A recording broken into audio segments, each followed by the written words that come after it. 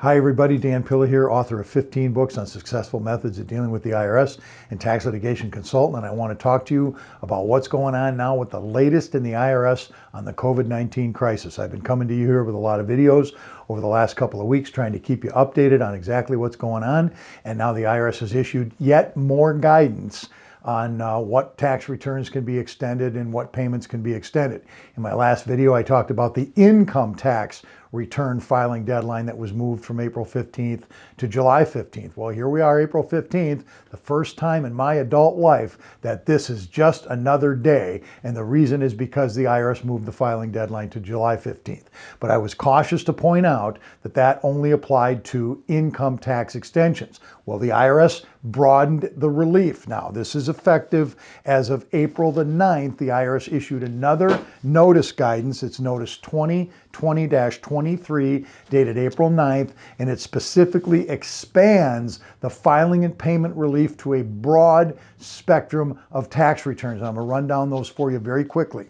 Of course, the Form 1040 is covered, but now corporate tax returns, Form 1120, partnership returns, Forms 1065, estate and trust tax returns, Forms 1041, estate and gift tax returns, Forms 706 and 906, certain information regarding beneficiaries on Form 8971, excise tax returns required by exempt organizations on Forms 990 and various versions of Forms 990. Those are all covered. Estate tax payment extensions. All right, so let's talk about payment extensions now.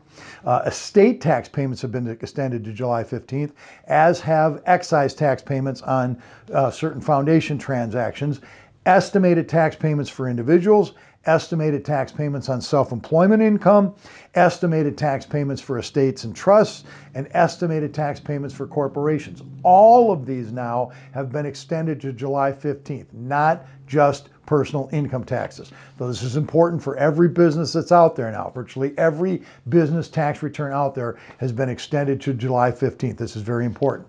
It's also important to understand that this new notice, I'm talking about notice 2020-23, continues to recognize the right to get a secondary extension. You can file Form 4868 as long as you file that form on or before July 15th now. That gets you an extended period of time to file the tax return. Now, here's the rub, friends.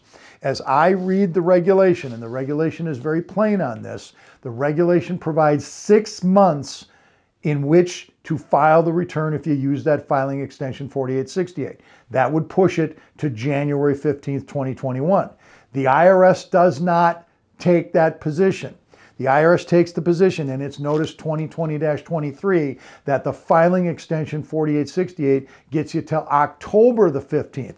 I think they're wrong. I've studied the regulation very carefully. The regulation, in my opinion, is very plain, but this is at this point just my opinion, and I want to be cautious about this. All right, the IRS takes the position that if you extend the deadline with Form 4868, it gets you till October the 15th. So my position on this, I disagree with them, but my position on this is real simple. And that is, a wise man once said, hey, why take the chance? So why take the chance? File your tax return by October the 15th if you use Form 4868 to get that filing extension. Now, here's another thing that I want to point out to you, friends.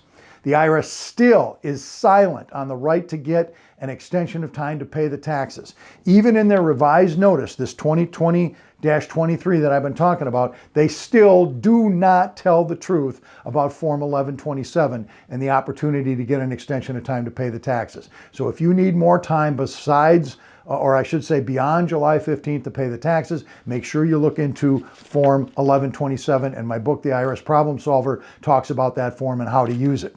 All right, now, it is also important to understand that as a part of the CARES Act, the Coronavirus Response Act that was passed into law here by President Trump on July 31st, there is some employment tax relief that's available under that statute. And it provides that the non-trust employment taxes, that is to say the matching Social Security and the unemployment taxes that are required to be paid on your employees, that can be deferred for up to 2 years. You can push off half of it until December of 2021, and the other half can be put off until December 2022 without paying any penalties on that, but of course interest applies. This only applies to the non-trust taxes, friends. It does not apply to the trust taxes. The money you withhold from your employees for their income and Social Security taxes still has to be deposited in full and on time in accordance with your regularly scheduled deposit schedule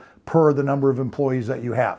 So friends, I want you to be careful about this. If you need any help or guidance, please contact us. Our phone number and our website is on the screen here. And if you're a small business person, you absolutely have to get my book, Dan Pilla's Small Business Tax Guide, especially in these times now. I'm going to give you all kinds of information in that book that you need to know to operate your business. Thanks for your attention.